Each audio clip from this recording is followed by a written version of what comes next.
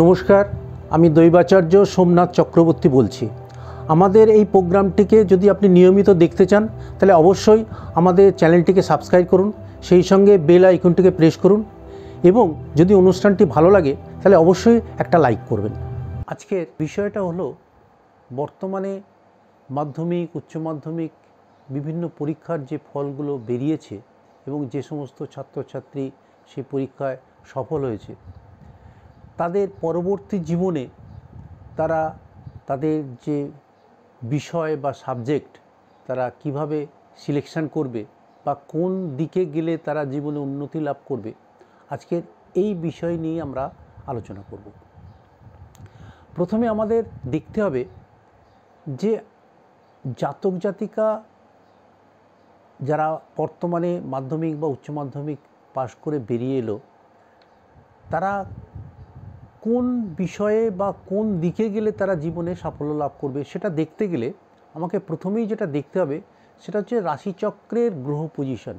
এখানে একটা জিনিস মাথায় রাখতে হবে, এই সময়ে যদি সঠিক সিদ্ধান্ত না নেওয়া হয় তাহলে কিন্তু জীবনের পরবর্তী সময় বা জীবনের প্রকৃত উন্নতির জায়গাটায় কিন্তু বিঘ্নিত হতে পারে বা বাধাপ্রাপ্ত হতে পারে। কারণ সঠিক দিক বা সঠিক দিশায় যদি ছাত্রছাত্রীরা পড়াশোনা না করে বা সেই বিষয়ে যদি সিদ্ধান্ত নিতে ভুল করে, তাহলে কিন্তু সেই জাতক বা জাতিকারা পরবর্তী জীবনে কিন্তু তার উন্নতি বা সাফল্য বা প্রতিষ্ঠা লাভের ক্ষেত্রে কিন্তু সমস্যা তৈরি হবে।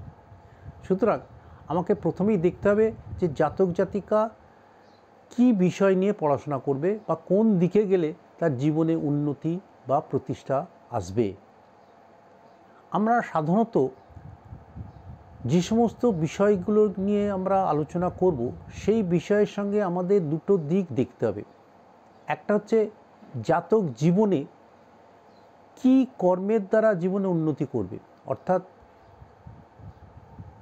কেউ কেউ চাকরি, কেউ ব্যবসা, আবার কেউ পেশাগত কর্মের দ্বারা জীবনে সাফল্য লাভ করার যে সম্ভাবনা সেটা কিন্তু প্রত্যেক রাশিচক্রে কোনো না কোনোভাবে কিন্তু আমরা বিচার করব বা দেখব। তারপরে দেখব সেই বিষয়টায় কোন সাবজেক্ট নিয়ে সে এগোতে পারবে বা কোন বিষয় নিয়ে সে এগোতে পারবে।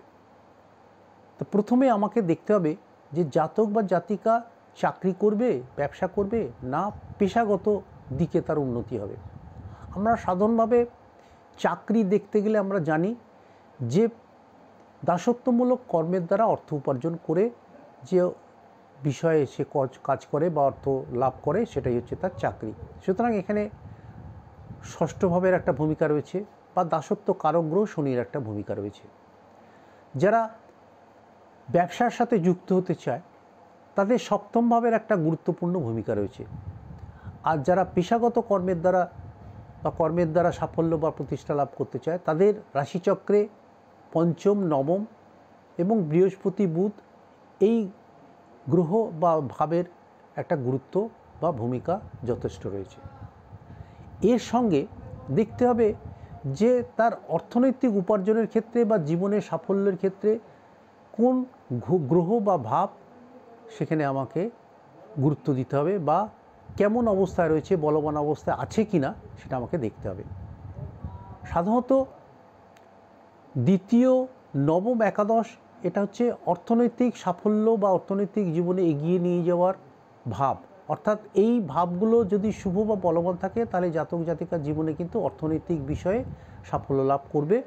যদি ষষ্ঠ ভাবের সাথে বা শনির সাথে সম্পর্ক করে তাহলে চাকরির দ্বারা, যদি সপ্তম ভাবের সাথে সম্পর্ক করে তাহলে ব্যবসার দ্বারা, আর যদি পঞ্চম, নবম ভাবের সঙ্গে সম্পর্ক করে তাহলে পেশাগত কর্মের দ্বারা সে জীবনে সাফল্য লাভ করবে।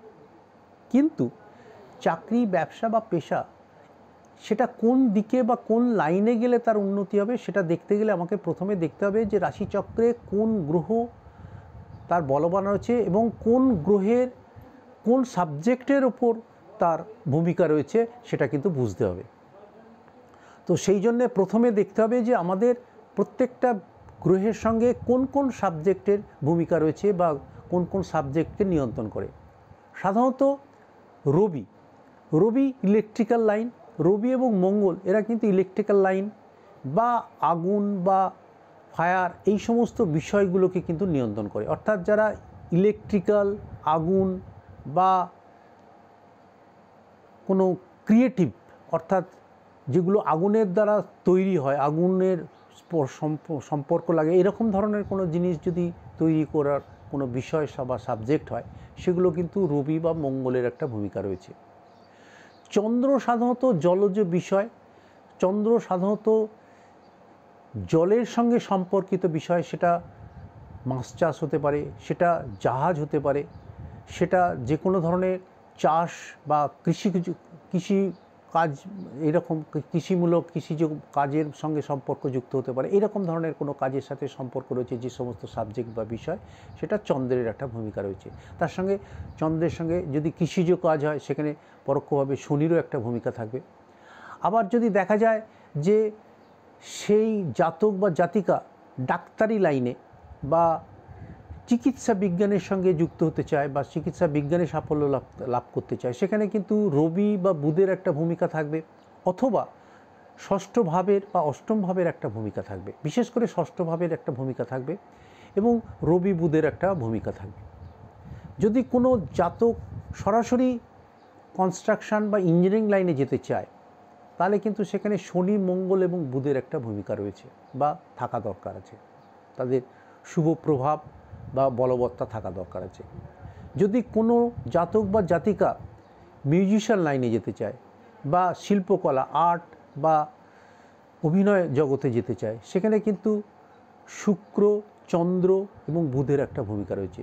শিল্পকলা, আর্ট বা ললিত কলার সঙ্গে সম্পর্কযুক্ত হতে হলে সেখানে কিন্তু শুক্র, চন্দ্র এবং বুধের ভূমিকা বা অবস্থান শুভ এবং বলবত্তা দেখতে হবে। এইভাবে আমরা প্রত্যেকটা জাতকের রাশিচক্র আলাদা আলাদাভাবে বিচার করে যদি আমরা সেই জাতকে সঠিক পথ নির্ণয় করে দিতে পারি বা দিয়ে থাকি, তবেই কিন্তু সেই জাতক বা সেই জাতিকা সেই বিষয়ে এগিয়ে পরবর্তী জীবনে সাফল্য, প্রতিষ্ঠা, যশ, খ্যাতি, সম্মান কিন্তু লাভ করবে। সুতরাং এখানে কিন্তু আমার কোন বিষয় ভালো লাগে বা কোন বিষয়ে আমার জীবনে আমি উন্নতি করব, সেটা যদি সঠিকভাবে জ্যোতিষিক বিচার না করে যদি সিদ্ধান্ত নেওয়া হয়, তাহলে কিন্তু অনেক ক্ষেত্রেই কিন্তু আমরা সফল হতে পারবো না বা জীবনে সার্থকতা লাভ করতে পারবো না, জীবনে প্রতিষ্ঠা লাভ করতে পারবো না।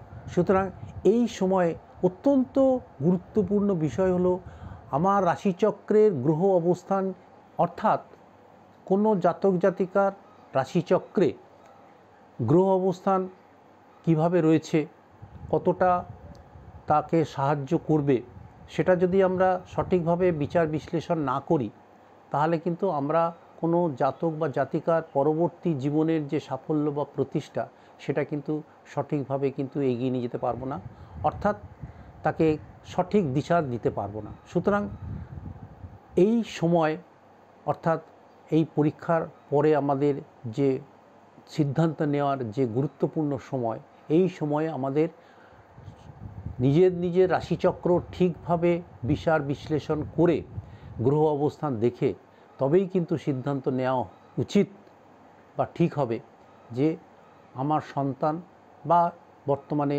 যারা ছাত্রছাত্রী, তারা জীবনে কোন দিকে গেলে বা কোন সাবজেক্ট নিয়ে পড়লে, কোন বিষয় নিয়ে পড়লে সে জীবনে সাফল্য বা প্রতিষ্ঠা লাভ করতে পারবে। আমাদের এই চ্যানেলটিকে সাবস্ক্রাইব করার জন্য অবশ্যই এই লোগোটিকে প্রেস করুন। নমস্কার, আজ এই পর্যন্ত।